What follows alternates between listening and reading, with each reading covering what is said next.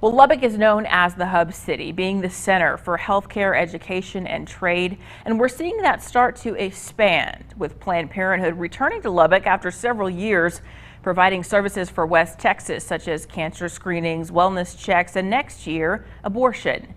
KBK's Alyssa Tellez has been following the sanctuary city for the Unborn Ordinance in an effort to stop abortions from happening within the city. Now, Alyssa, this has been a long process.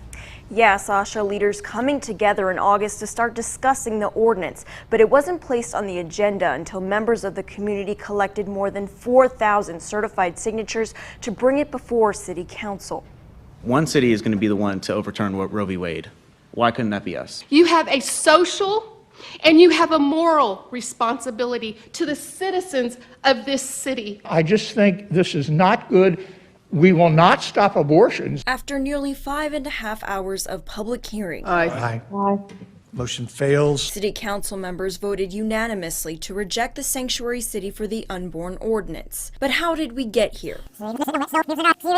Just thought it had been done before, but apparently it had never been done before. Mark Lee Dixon is a pastor and the director for Right to Life East Texas. Abortion is the taking of innocent children, unborn children made in the image of God. In 2019, he went to Wascom, Texas and introduced an ordinance. So Wascom became the first city in the nation to outlaw abortion by the passing of an enforceable ordinance. The first of now 15 cities to outlaw abortion in Texas. They're small towns, the biggest being Big Spring, population 28,000. And none have abortion clinics. We want to see this in every city as possible. In his sights now, Lubbock, the biggest on a growing list of potential cities. Planned Parenthood saying they're not conducting abortions now, but plan to in 2021. Planned Parenthood had, said Lubbock.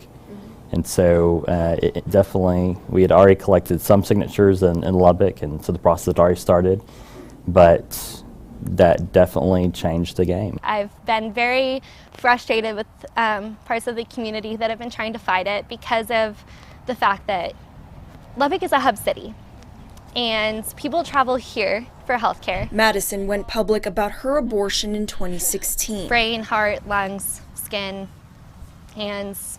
Everything was full of fluid. She says her baby had a genetic abnormality and was told the risks of continuing to carry her child. My high-risk doctor, it wasn't legal at the hospital he works for to recommend abortion, so he kind of just said, at this point we recommend you take care of yourself, and he gave me a sticky note with phone numbers on it for the clinics. Madison was now left with a difficult decision. I just spent a lot of my time just praying and, begging for an answer of what to do. We just decided that it was time to take care of me and to save my life at that point. She and her mother traveled more than 300 miles to a women's clinic in Albuquerque. Had I been able to stay home during that time and not travel 5 hours and stay in a hotel, it would have been different, and I would have been able to be here with my family, to grieve with my family. After the experience, Madison says her outlook has changed. It's afforded me a lot of outlook in women and women's rights when it comes to our reproductive systems, and I think it's really made me an advocate for that. She is just one of many who believe the decision should be up to a woman and her doctor and not the government. Each ordinance is tailored to fit the needs of the city. The ordinance would make an abortion illegal within city limits, but it would also make it illegal to help someone get one. Enforcement would work in two ways.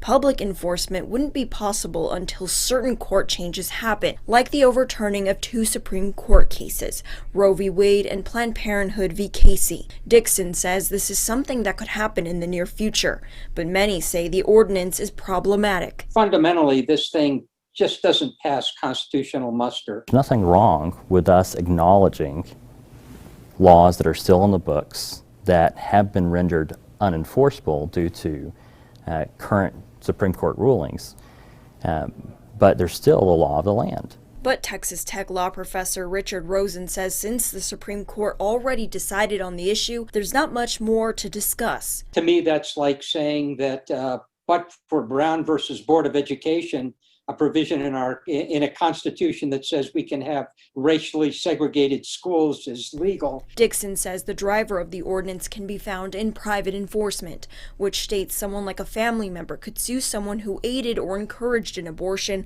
for no less than $2,000, as well as other fees. And it doesn't matter how long ago it was. But the mother also wouldn't face consequences. Instead, it would be the doctor, even if they followed rules and regulations set by the state law, which recognizes abortions. Plus, it provides for citizen lawsuits, as essentially citizens acting as private attorney generals to try to shut down abortion clinics. The City of Lubbock hired the Houston law firm Olson & Olson, who also found the ordinance conflicts with state law. Still, Dixon says the ordinance is possible. Senator Charles Perry and Representative Dustin Burrows and Frullo have gone out of their way to say, hey, this is something that can be done and is legal to do here in Lubbock, Texas. Texas Senator Charles Perry is part of the committee who presented the petition and says the ordinance doesn't guarantee that abortions won't be started, but provides a deterrent. Women don't need to tell anyone they're planning to get an abortion, but the ordinance gives families standing to sue. And ultimately, that runs afoul, I believe, of Roe versus Wade. I think it's unconstitutional. Does that meet constitutional merits up and down the line? Never been tested. I trust the judiciary to make those calls, whether they rule for or against, but that's never been tested. In a 7-0 vote, members of City Council agreed the ordinance violates the Constitution and is not enforceable. There have been some reports that Mr. Perry indicated that the U.S. Supreme Court was really not making law, it was just opinions. Well, you go back to Marbury versus Madison, which is an 1803 case, and that case decided the principle of judicial review, and they gave it to the United States Supreme Court, and that is the ultimate law of this land. Still, the fight may not be over yet. The defense of the ordinance is something I need to speak with the attorneys on. What does that look like if Planned Parenthood starts back up with abortion services? And I haven't had those conversations, but I need to have them, to be honest. If the decision of the group is to move forward, the committee has 20 days to file a request, putting the ordinance to a vote.